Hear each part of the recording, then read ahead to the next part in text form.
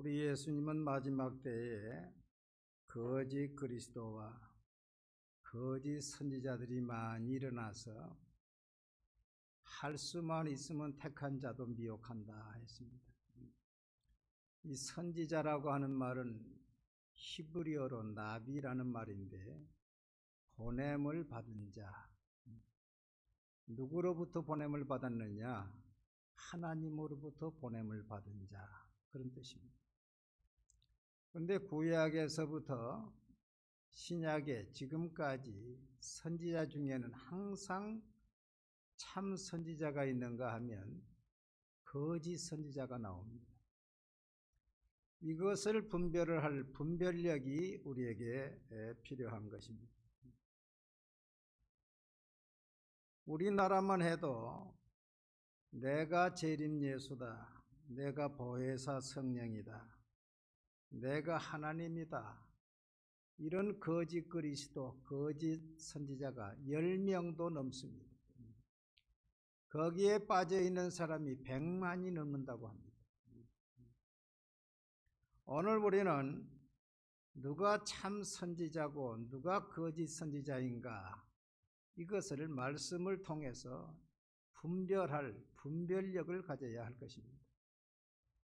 크게 4가지로 볼 수가 있는데, 첫째로 참 선지자는 하나님의 말씀을 전하나 거짓 선지자는 악한 영이 주는 것, 또 자신의 꿈이나 이런 것을 이야기합니다. 이슬람도 보면은 그 천사한테, 지브랄 천사라고 하는 천사로부터 계시를 받았다 그래요. 근데 그 천사가 악의 영이죠. 악의 영, 미혹의 영이죠. 그러니까 잘못된 계시에 빠져서 지금 세계 17억이 거기에 빠져 있는 것입니다. 에레미야 28장을 보면 참 선지자 에레미야가 나오고 거짓 선지자 하나냐가 나옵니다. 에레미야는 하나님으로부터 말씀을 받아서 지금 이스라엘 백성이 바벨론의 포로가 됐는데 70년이 차면 나 여호와가 돌아오게 하겠다. 할렐루야. 그 하나님의 말씀을 예언해서 70년이 차면 돌아온다고 합니다. 그 예언을 했어요.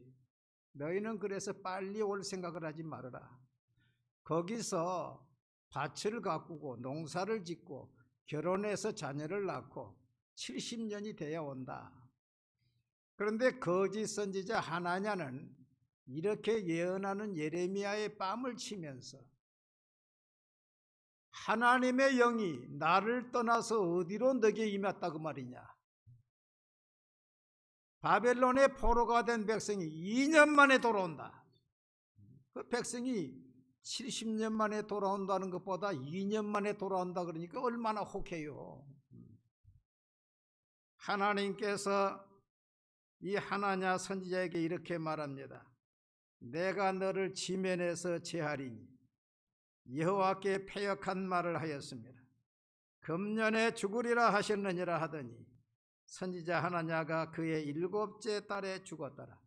하나님이 말씀하지 않은 다른 것을 이야기하니까 하나님이 그 거짓 선지자를 제해버리신 것입니다. 역대하 18장을 보면 하나님이 이렇게 말씀하십니다. 누가 이스라엘 왕 아합을 깨어 길르앗 라못에 올라가서 죽게 할까 하시니 하나는 이렇게 하겠다 하고 하나는 저렇게 하겠다 하는데 한 영이 나와서 여호와 앞에 서서 말하되 내가 그를 꾀겠나이다 하니 여호와께서 그에게 이르시되 어떻게 하겠느냐 하시니 그가 이르되 내가 나가서 거짓말하는 영이 되어 그의 모든 선지자에게 있겠나이다. 그럼 너는 하겠고 가서 그렇게 하라 그랬어요. 하늘에서 저 아합 왕이 선지자를 죽이고 저 완악하니 아합을 죽여야 되겠다. 그래서 길르앗 라못 전쟁으로 그를 미혹해 올라가서 라못에서 전쟁하다가 죽게 만들어야 되겠다. 어떻게 하면 좋으냐 했더니 천사 중에 하나가 내가 나가가지고 거짓말하는 영이 되어가지고 그 선지자들의 입에 있겠나이다. 그래서 선지자들이 다 왕이여 올라가소서 싸우소서. 이번에 반드시 승리합니다. 이렇게 거짓 예언을 하게 만들 것입니다. 선지자 400명의 입에 거짓의 영이 들어가 가지고 아합 왕이여 올라가서 승리를 거두소서, 승리를 거두소서. 그런데 미가야라는 선지자가 있는데 이 미가야 선지자는 하나님 앞에 참된 선지자입니다. 그 미가야 선지자가 아합에게 하는 말이 당신을 하나님께서 죽이려고 지금 거짓의 영을 보냈습니다. 이번에 길랏 라못에 올라가서 당신은 죽습니다. 온 백성이 목자 없는 양이 됩니다. 그러니까 이 아합이 기분이 나빴어. 저 선지자는 내게 기분 나쁜 소리만 하지 기분 좋은 소리는 하지 않습니다. 싸우러 갑시다. 그래서 아합은 가서 변장을 하고 백성 가운데 숨었지만은 활 쏘는 사람이 그를 쏘아가지고 결국 죽고 만 것입니다. 여기 보면은 거짓 선지자는 400명이나 되고 참 선지자는 미가야 한 사람인 것을 보게 됩니다. 하나님이 주신 말씀 없이 자기 생각을 말하는 그 사람을 유다서에 보면 꿈꾸는 자라. 그러한데 꿈꾸는 이 사람들도 그와 같이 육체를 더럽히며 권위를 업신여기며 영광을 비방하는도다. 주로 거짓 선지자들은 자신이 하나님의 음성을 수시로 듣는다. 하나님이 자신에게 보여주셨다. 자신은 계시를 받는다. 자신을 대적하면 저주를 받는다. 자신을 대적하는 것은 곧 성령을 해방하는 성령 해방죄를 짓는 것이다. 이렇게 엄포를 놔가지고 꼼짝 못하게 만드는 것을 보게 됩니다. 그래도 우리는 그들을 검증해야 되는 것입니다. 예레미야 23장 28절 보니까 하나님의 말씀은 알곡이요 거짓 선지자의 꿈은 겨다 겨. 여호와의 말씀이니라. 꿈을 꾼 선지자는 꿈을 말할 것이요 내 말을 받는 자는 성실함으로 내 말을 말할 것이라. 겨가 어찌 알곡과 같겠느냐. 하나님의 말씀과 꿈과 이상 계시는 겨와 같다고 말해요. 두 번째로 참 선지자와 거짓 선지자의 구별은 참 선지자는 권위와 교회의 질서를 존중하나 거짓 선지자는 권위와 질서를 업신여깁니다.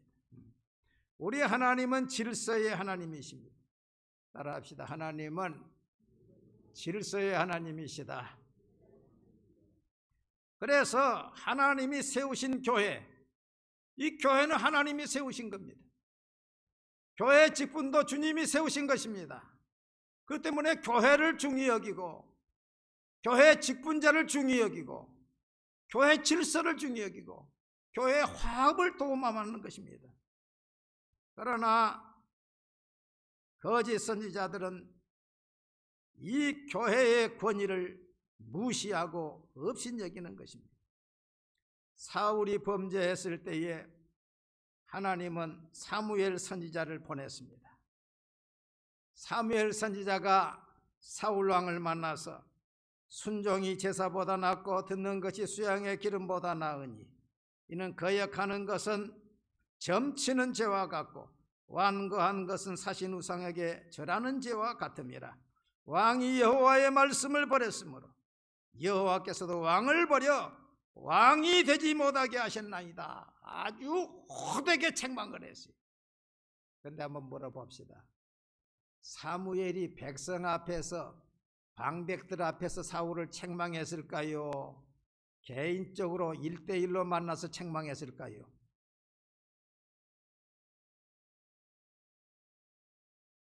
사울 왕이 죄를 짓는 건 사실이에요.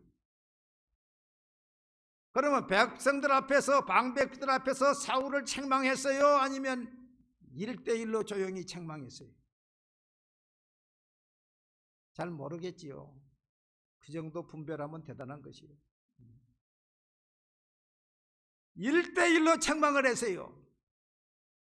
그러니까 사울이 뭐라고 이야기하는 거니? 사울이 이르되 내가 범죄하였을지라도 이제 청하옵나니 내 백성의 장로들 앞과 이스라엘 앞에서 나를 높이사 나와 함께 들어가서 내가 당신 하나님 여호와께 경배하게 하소서 하더라. 이에 사무엘이 돌이켜 사울을 따라가매 사울이 여호와께 경배하니라.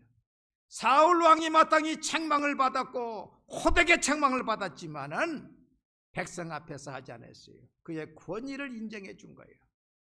그리고 사울 왕이 내가 죄를 지었지만은 내가 제사 드릴 때 당신이 나와 함께 동행함으로써 나를 높여 주세요. 나의 권위를 백성들 앞에서 좀 인정해 주세요. 그러니까 사무엘은 가고 싶은 마음이 없었지만은 그래도 하나님이 아직 세웠으니까 그를 따라가서 백성들 앞에서 그를 높여 주신 거예요. 여러분, 이 선지자라고 뭐 막무가내로 뭐 교인 앞에서 목사 함부로 사막, 그건 선지자가 아니에요. 그건 아니에요. 다윗 왕이 범죄했습니다. 바세바를 취해서 아들을 낳았습니다. 하나님께서 누구를 보냈습니까? 나단 선지자를 보냈어요. 나단 선지자가 가서 비유로 말을 합니다. 어느 마을에 양이 많은 부자가 있고 가난해서 양 한 마리밖에 없는 사람이 있었는데 그 부자 집에 손님이 왔는데 자기 집에 양은 가만 놔두고 그 가난한 자 한 마리 양 그것을 빼앗다가 대접을 한 사람이 있습니다. 그러니까 다윗 왕이 대노를 해서 그 사람은 반드시 벌을 받아야 된다. 그랬더니 나단 선지자가 당신이 그 사람이라. 책망을 했어요. 이때에도 나단 선지자가 백성들 앞에서 책망했습니까? 개인적으로 책망했습니까? 개인적으로 책망했어요. 백성들 앞에서 함부로 그 권위를 회방하지 않았습니다. 개인적으로 책망했습니다. 예수님도 형제가 죄를 범하거든 조용히 찾아가서 그 사람과만 1대1로 권면하라고 그랬습니다. 마태복음 18장 15절에 내 형제가 죄를 범하거든 가서 너와 그 사람과만 상대하여 권고하라. 만일 들으면 내가 내 형제를 얻은 것이요. 사람들 앞에서 이야기하라고 하지 않았어요. 공포해서 망신을 주라고 하지 않았어요. 그 사람과 조용히 가서 권면하라. 이것이 선지자고, 이것이 상담자고, 이것이 교역자고, 이것이 전도자요. 할렐루야. 이것이 성도요. 성도. 예수님은 간음하다가 현장에서 붙잡힌 여인에게도 정죄하지 않았습니다. 인격적으로 대우했습니다. 여자여, 너를 고발하는 자들이 어디 있느냐? 너를 정죄한 자가 없느냐? 대답하되 주여 없나이다. 예수께서 이르시되 나도 너를 정죄하지 않노니 가서 다시는 죄를 범하지 말라. 현장에서 잡힌 그 죄인도 주님이 정죄하지 않았어요. 비판하지 않았어요. 인격적으로 대했어요. 할렐루야. 잘못된 선지자라고 하면서 공개적으로 교인들 앞에서 교육자도 망신을 주고 사모도 망신을 주고 교회 질서를 무시하고, 이것은 하나님의 영이 아닌 것입니다. 세 번째로, 거짓 선지자는 교회를, 참 선지자는 교회를 하나 되게 하지만은 거짓 선지자는 교회를 분열시킵니다. 이게 달라요. 참 선지자는 교회를 어떻게 해요? 하나 되게 해요. 성령은 하나 되게 합니다. 성령의 하나 되게 하신 것을 힘써 지키라. 에베소 4장 3절 따라합시다. 성령의 하나 되게 하신 것을 힘써 지키라. 성령은요 항상 하나 되게 만드는 거예요. 성령의 역사는 죄를 드러내는 게 아니에요. 사랑은 허물을 덮는 거예요. 마귀의 세력은 허물을 자꾸 드러내서 이간을 시키는, 그래서 마귀라는 말은 이간자라는 뜻입니다. 하나님과 우리를 이간시키고 사람과 사람을 이간시키고, 그 이간자가 들어가면은 그냥 교회가 소동이 일어나는 거예요. 분열이 생기는 거예요. 성령의 사람이 들어가면 하나를 만드는 거예요. 예수님은 그 열매로 그 나무를 안다 그랬어요. 그 사람은 우리가 몰라도 그 사람이 하는 열매가 저 사람이 분열이는가, 소동하게 만드는 것인가, 하나 되게 만들고 잠잠하게 하는 것인가, 이것에서 분별이 딱 돼야 되는 거예요. 제가 지난 주간에 놀라운 책을 하나 읽었습니다. 하나님이 제게 이번 기회에 이걸 보여주신 것 같아요. 안산 선기능교회 김종수 목사님이 쓴 피어오름이라는 책입니다. 한번 보여주세요. 저 책입니다. 피어오름. 이 책에 보면 이 내용이 있어요. 교회를 개척하고 기도를 많이 하고 있는데 남자 성도 한 사람이 등록을 했다. 그 남자 성도가 병원에 입원을 하여 신방을 갔더니 자신의 아내에 대하여 이런 말을 하였다. 제 아내는 교회를 자주 옮겨 다녀요. 목사님들이 다 싫어했어요. 성령의 은사가 너무 강하대요. 신방을 갔더니 그 남자가 자기 아내에 대해서는 말이, 제 아내는 교회를 자주 옮겨 다녀요. 목사님들이 싫어해서요. 성령의 은사가 너무 강하대요. 그의 안나를 만나기 위해서 그의 집에 신방을 갔더니 그 여집사는 자신이 하나님의 음성을 늘 듣고 병 고치는 은사도 있고 예언도 한다면서 자랑을 늘어놓았다. 조금 불안한 마음이 있었으나 남편과 같이 교회에 나오라고 하여 등록을 하였다. 그러나 그 여집사가 등록한 후에 교회 안에 이상한 기류가 흘렀다. 그 집사를 추종하는 파와 너무나 싫어하는 파로 완전히 나누어졌다. 그런데 그 여집사 파가 갈수록 늘어났다. 성도들이 이런 말을 하였다. 교인들이 목사님 모르게 그 집사님을 찾아가서 하나님의 뜻을 물어본대요. 그 집사가 잘 맞추니까 의존해요. 얼마 전에는 고 집사가 찾아가서 상담을 했는데 어젯밤 꾸었던 꿈의 장면까지 정확히 알아맞혔대요. 박 장로님이 찾아갔더니 아무도 모르는 자기 신체의 비밀을 자세히 말해서 놀랐대요. 그 순간 완전히 그 집사님을 믿어버린 거죠. 교회 질서를 흐트리니 그 집사를 내보내야 한다는 사람들과 하나님의 뜻을 우리에게 전해주는데 성령의 은사를 회방하지 말라는 사람들이 서로 싸웠다. 그러지요. 이 교인들이 뭘 압니까 지금. 그 집사를 내보내야 한다는 말은 그래도 좀 아는 사람들이. 그런데 대부분의 사람들이 하나님의 뜻을 우리에게 전해주는 선지자고 성령의 은사를 회방하지 말라. 그건 성령의 역사인데 왜 그걸 방해하느냐. 이런 파로 이제 나눠졌다는 겁니다.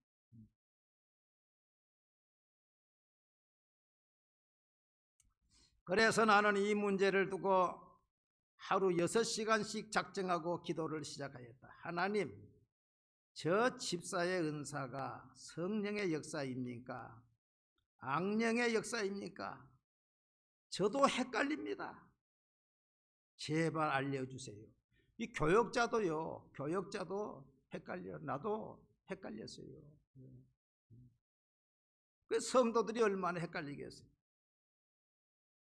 하나님, 저 집사의 은사가 성령의 역사입니까? 악령의 역사입니까? 저도 헷갈립니다. 제발 알려주세요.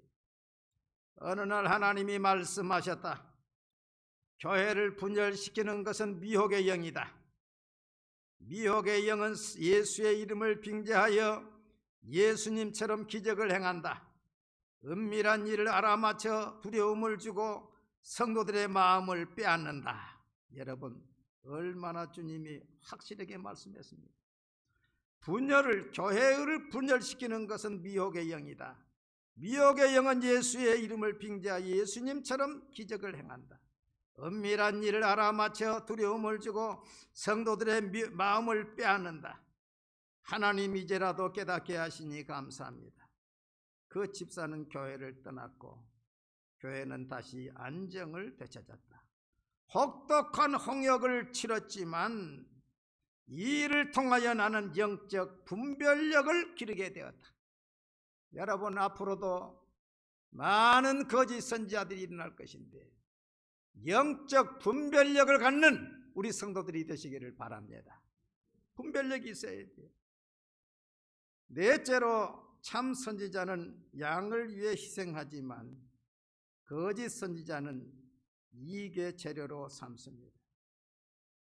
주후 100년경에 쓰여진 디다케라고 하는 책이 있는데 이 책에 보면 거짓 선지자 구별법에 대해서 나옵니다.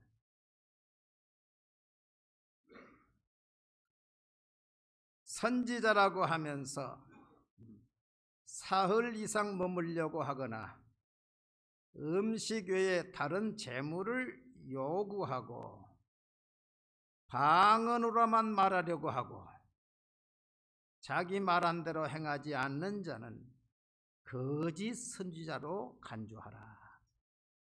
선지자라고 하면서 사흘 이상 머물려고 하거나 음식 외에 다른 재물을 요구하고 방언으로만 말하려고 하고 자기 말한 대로 행하지 않는 자는 거짓 선지자로 간주하라. 여러분, 참 선지자와 거짓 선지자는, 참 선지자는 하나님이 주신 말씀을 가지고 이야기하지만 거짓 선지자는 자기가 꾼 꿈이나 자기가 받았다고 하는 계시를 이야기하고, 참 선지자는 교회의 질서를 존중하나 거짓 선지자는 권위와 영광을 무시하고, 참 선지자는 교회를 하나 되게 하나 거짓 선지자는 이간을 붙여서 교회를 분열시키고, 참 선지자는 희생을 하나 거짓 선지자는 이익의 재료로 삼는다고 했습니다. 저와 여러분이 영적 분별력을 소유하는 귀한 성도들이 되기를 주의 이름으로 축복합니다.